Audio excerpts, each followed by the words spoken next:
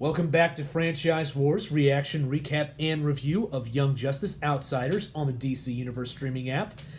This week, the episode Evolution, which is two things. Number one, it's a story mainly about Vandal Savage, and number two, because of that fact, it's also an episode in memory of Miguel Ferrer, which is very nice and very classy. You see, while this episode does feature a few things at the start that'll kind of help us know a little bit more about our new superhero team of the Outsiders as they get their new code names and practice a little bit, this is by and large a story of Vandal Savage told by his daughters. Since this is an immortal Vandal Savage, his daughters are of rapidly different ages. It's clear Vandal Savage has been a very busy man, and in fact, this episode kind of implies that he may be the progenitor of the entirety of metahumans on Earth. Anyhow, to kind of start off the episode, turns out some alien fleet is headed towards Earth to try and attack it. So Vandal Savage, since they can't really send the Justice League against them, and nobody else on Earth can really defend them, gets in the war world and goes to attack them. All the while, his backstory is being told by one of his daughters, Cassandra. She's reading the book from another daughter who's much, much, much older, and it's clearly an awesome and verbose tale, where Vandal Savage first encountered a meteorite that gave him his immortality, but only after clubbing to death a 12-foot-tall bear on his way there, with the implication being that the scars on his face are there because he got them right before becoming immortal, and that his genes are, like I said, possibly where all metahuman blood comes from. I mean, it's a 50,000-year-old story, apparently. Now, for the team themselves, we start off with them training a little bit, especially because everybody has new clothes now. And immediately, we get some jokes about the fact that Geoforce and Connor are, again, basically the same character archetype, especially because they have the same issue with keeping a shirt on. Good lava control. Now you just have to hit me. Perhaps I only hit you by accident. But at least I'm not naked this time. You should get one of these. Got you covered, CK. As usual. Guys, real improvement today. You ready for the next step? So while we leave them still practicing and having fun, Savage is busy defending Earth with the Warworld machine. Now at this point, the narrative, as by his daughter Cassandra, she's reading the older sister's book, is kind of trying to make a point that Savage is a hero in probably the oldest legendary sense of the term, in that he is a significant and powerful figure in Earth's past who does act to protect his people.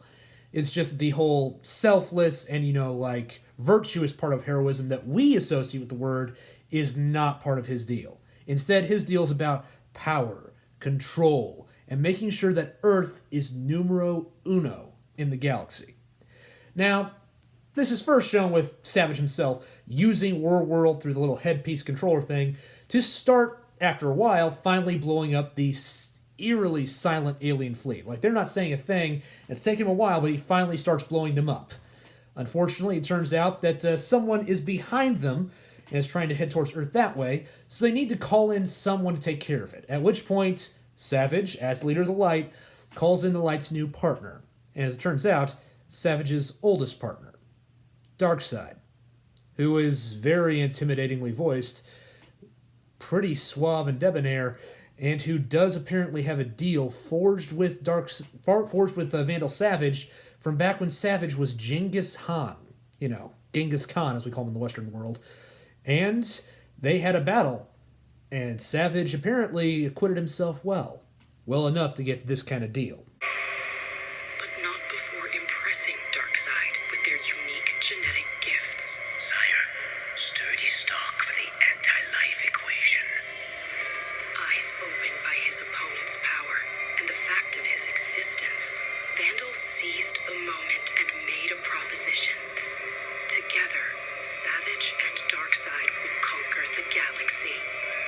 Intrigued by this brazen human and the gifted armies he might raise, Darkseid agreed. Both men knowing that when the galaxy fell, Earth and Apocalypse would wage a final battle. Winner take all. Oh, man. So yeah, Savage was not kidding about his whole desire to push human evolution forward. And the part about them being living weapons as metahumans, that's kind of proven true here as well. because Darkseid's son Calibac attacks the other attacking enemy fleet with what amounts to metahuman suicide bombers, which is used to kind of draw a big difference between Darkseid and Savage. Darkseid will dispose of every single person and sentient being who's not him. Like, that's just what he does. It's how he rolls. Everything isn't just expendable, it is meant to be expended. Whereas Savage views everything as an asset to control, which kind of jives well with the idea of him actually trying to preserve the League, if for no other reason than they're a handy tool. Now, we cut back to the heroes for some lighter fare, and they get to finally get their names down, which is kind of fun. Tonight, you'll choose a word that will help you become invisible to our enemies. There we go. Tonight, you choose your cryptonym, your nom de guerre. Yeah, those are Dick's fancy words for code name. Yeah, Forager's still Forager. Halo already took care of this last episode because she is on point with the superhero stuff. And, Geoforce becomes Geoforce. It's a cute and fun little part. And then we cut back to Warworld and we find out exactly who they've been dealing with, which ends up leading to even more cool stories. Starro! Yeah, it's the original Justice League bad guy, and a bad guy who we've known has existed in some form since Young Justice Season 1. You may remember they used Starro tech to control the Justice League. It's basically a giant, mind-controlling starfish. And turns out that while Savage himself goes to confront the modern-day version and try and kill it with his bare hands, leaving his daughter in charge of World, she remembers an earlier encounter he had. You may remember they had the Starro monster kind of lost under the ice in Season 1. Turns out this is why. And also we find out why Dr. Fate's helmet Naboo is a dick. It's genetic. Vandal, then known as the demigod hero Marduk, led his children into battle against the star creature. Its origin? Unknown. Its intent to enslave all of Babylonia. Marduk's Babylonia.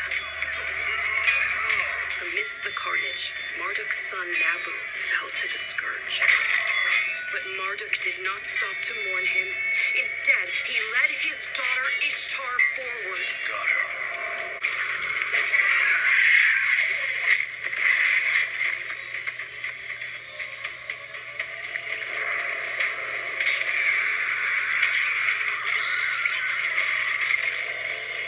Huh.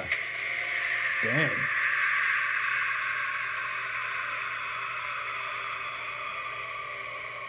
The alliance between father and daughter defeated the star creatures. And in defending Babylonia, in leading its people through That's the city's where it went. darkest hour, Marduk and Ishtar together would become known by all as the Light. I'm gonna be totally honest.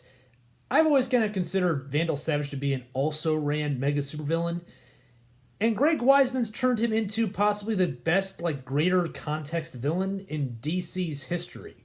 Because the whole idea here is basically, he's been running this game so long that even the idea of superheroes and supervillains is to him just like a mere second in time that just occurred recently, even though it's been 100 years at this point.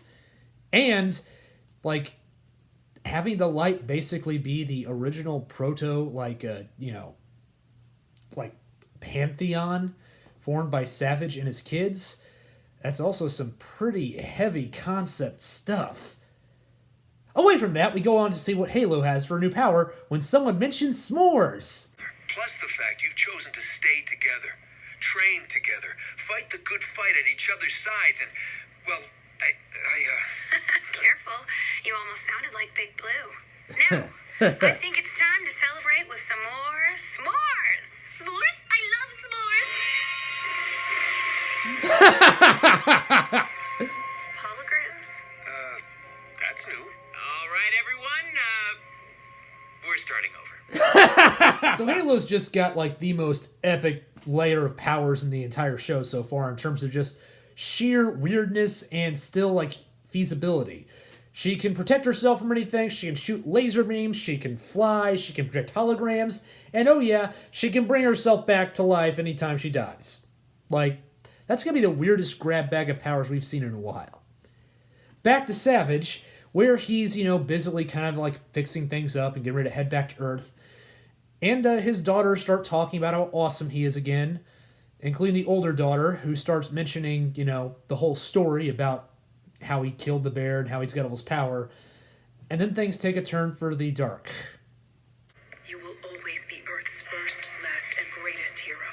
To fight at your side, to fight for humanity, this has been the honor of my life. Cassandra, have you read the part about the bear yet? Olympia, for the third time, yes. That was my favorite story until today.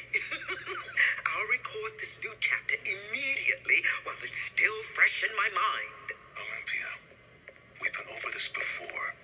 We have? My story must not be recorded. I have long-term plans, some millennia long. They must never risk being revealed. Tell me, why do you like the story of the bear so much? It's the only story from before your encounter with the meteorite. Before you became the savior, Vandal Savage. It defines who... It was a mercy, Father. Olympia's mind has been deteriorating for some time, but she died happily in your arms. I'll bring you her journal immediately, and I will make the appropriate arrangements. Please. Any daughter of Vandal Savage deserves a funeral worthy of the gods. Do right by your sister. Of course, Father. Dang. For war is death. Death is waste. Life should not be wasted while it may yet be controlled to serve a greater purpose. Man. Seriously, this episode kind of single-handedly proves why Vandal Savage was chosen to be the main bad guy for the series. And it is a very, very dramatic story. I can't wait to see what happens next. If you like this episode, feel free to like, share, and subscribe. See ya.